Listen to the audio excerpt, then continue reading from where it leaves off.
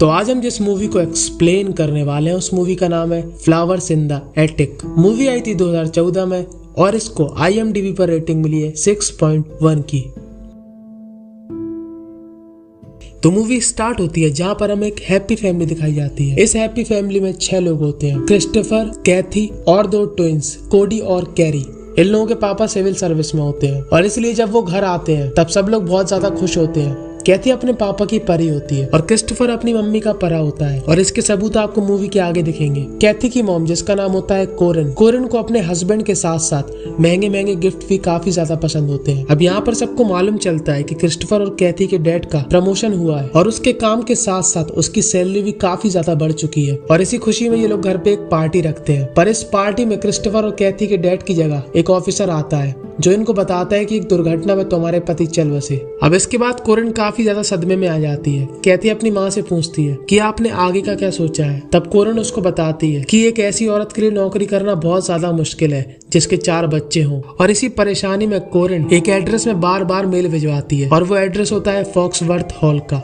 और कोरिन की कई कोशिश के बाद एक दिन वहां से रिप्लाई आता है जिसके बाद कोरिन काफी ज्यादा खुश हो जाती है और अपने बच्चों को बताती है कि ये एड्रेस तुम्हारे नाना का है। तब कैथी और क्रिस्टोफर उससे कहते हैं कि आपने तो कहा था हमारे कोई भी नाना नहीं है। तब कोरिन उनको बताती है कि तुम्हारे पापा और मैंने भागकर शादी करी थी जिसके बाद तुम्हारे नाना और नानी हमसे नफरत करने लगे थे और तुम्हारे पापा भी ये नहीं चाहते थे कि तुम उनके बारे में जानो। पर कैथी और क्रिस्टोफर इस बात के लिए रेडी नहीं होते। तब कोरिन उनसे कहती है कि मेरे लिए 4 बच्चों का बोझ उठाना काफी ज्यादा मुश्किल है और तुम्हारे नाना काफी ज्यादा रईस आदमी है और हमें आज ही वहाँ के लिए निकलना पड़ेगा। अब जब ये लोग वहाँ पर पहुँचते हैं तब बच्चों को वो एरिया काफी ज्यादा बुरा और डरावना लगता है और उससे बुरी होती है ये बुढ़िया जो कि कोरिन की माँ यानी कि इन बच्चों की नानी होती है जो कि काफी ज्यादा बुरी और डायन स्वभाव की होती है। वो कोरिन से कहती है कि यहाँ पर मुझे हल्ला गुल्ला और चिल्लम चिल्ली बिल्कुल भी नहीं चाहिए क्योंकि अगर ऐसा हुआ तो तुम्हें तुम्हारे बच्चों के साथ धक्के मार के यहाँ से बाहर कर दिया जाएगा। वो बच्चों से कहती है कि जब तुम्हारी मम्मी यहाँ से जाएगी तो मैं इस रूम को लॉक कर दूंगी और तुम लोग यहाँ से बाहर नहीं जा सकते क्योंकि तुम्हारे नाना को नहीं मालूम कि तुम लोग यहाँ पर हो।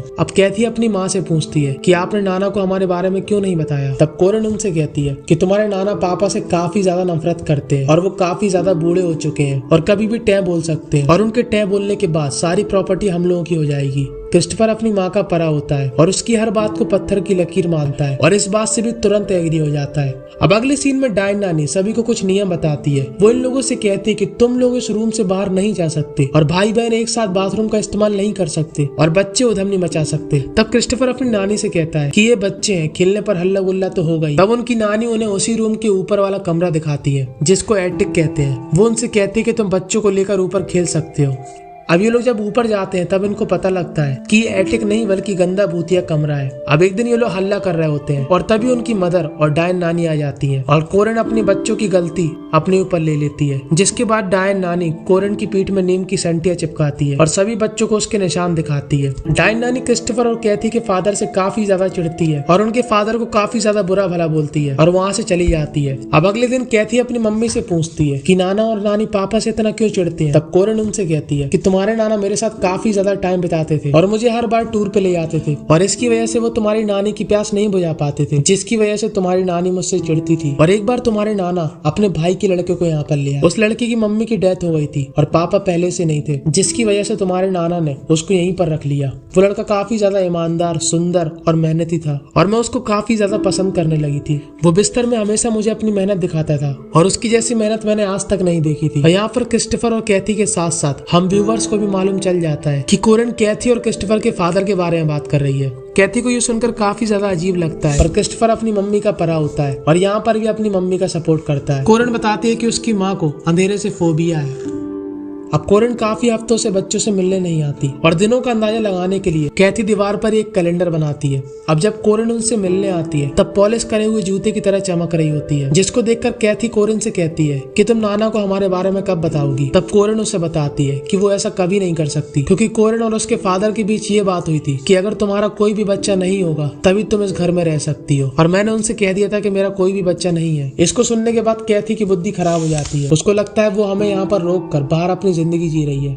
अब कैथी अपने छोटे भाई बहन का माँ की तरह ख्याल रखती है, क्योंकि कोरन उनसे काफी हफ्तों तक मिलने नहीं आती, और जब वो मिलने आती तो उनके लिए कपड़े और गिफ्ट लेके आती, और इन बच्चों के लिए इन कपड़ों का कोई भी मतलब नहीं रहता। कोरन सबको बताती है कि आज घर में पार्टी है, जिसके बाद कैथी और क्रिस्टोफर उससे उस पार्टी में जाने की जिद करते हैं, और कोरन वहाँ पे मान जाती है, पर वो उनसे कहती है कि तुम्हें सब कुछ छुप कर देखना पड़ेगा, और दोनों को पार्टी के पास एक टेबल में छुपा देती है। कैथी नोटिस करती है कि उसकी मदर पार्टी में काफी ज्यादा खुश है, और इसी पार्टी में हमें कोरन के फादर दिखाए जाते हैं, जो कि व्हील चेयर पे होते हैं। अब पार्टी के खत्म होते टाइम कैथी और क्रिस्टोफर अपनी मम्मी को एक लड़के के साथ गुलछर्रे उड़ाते हुए देख लेते हैं, जिसके बाद कैथी अपने रूम में चली जाती है, पर क्रिस्टोफर घर का चक्कर लगा रहा होता है, और ये बात कोरन को पता लग जाती है, और इस गलती के लिए वो क्रिस्टोफर की कनपटी लाल कर देती है।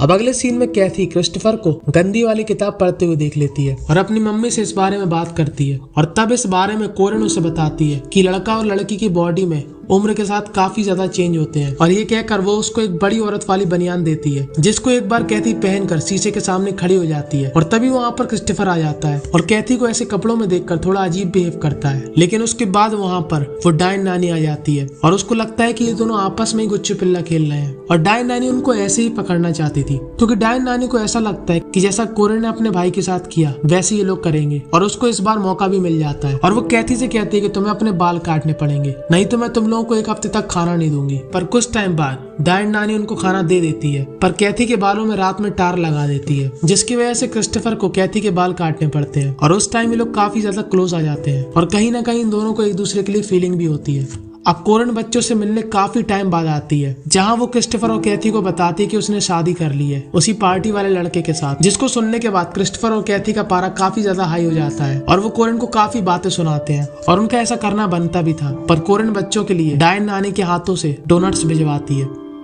अब अगले सीन में क्रिस्टोफर बड़ी चालाकी से डायन नानी की चाबी की कॉपी साबुन में छाप लेता है। अब यहाँ पर क्रिस्टोफर का प्लान होता है इस घर से काफी ज्यादा पैसा लूट के भागने का, क्योंकि यहाँ पर सभी लोगों की तबीयत खराब हो रही है, और ये लोग घर में चोरी करना शुरू कर देते हैं। अब चोरी करते हुए उनको एक किताब मिलती है, जिसमें संभोग की सभी आपसी क्रियाओं की जानकारी होती है, जिसको देखकर उनका मन मचल जाता है, और ये दोनों उस रात अपनी वर्जिनिटी तोड़ देते हैं, और काफी ज्यादा खुश हो जाते हैं। पर अगले दिन कैरी काफी ज्यादा बीमार हो जाता है, जिसके बाद कोरन कैरी को बेमन से हॉस्पिटल ले जाती है, और कुछ दिन बाद आकर बताती है कि कैरी को फूड पॉइजनिंग थी और वो बच नहीं पाया, और मैंने उसका क्रियाक्रम भी करवा दिया। वो सब कुछ इसलिए करवा देती है ताकि क्रिस्टोफर और कैथी बाहर ना आए।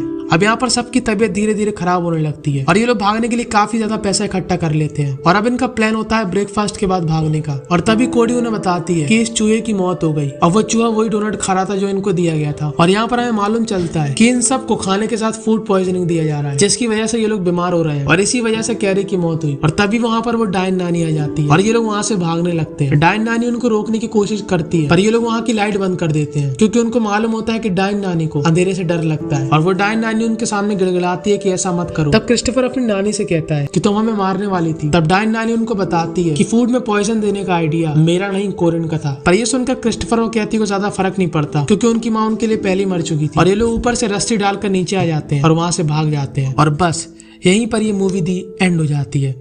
तो आपको मूवी की कहानी कैसी लगी कमेंट पे जरूर बताना, और ऐसी अद्भुत और संस्कारी मूवी के लिए फिल्मी सिग्मा को सब्सक्राइब करना मत भूलना। और अगर आप चाहो तो अपने समय का बहुमूल्य हिस्सा निकाल कर ये साइड वाली वीडियो को भी देख सकते हो।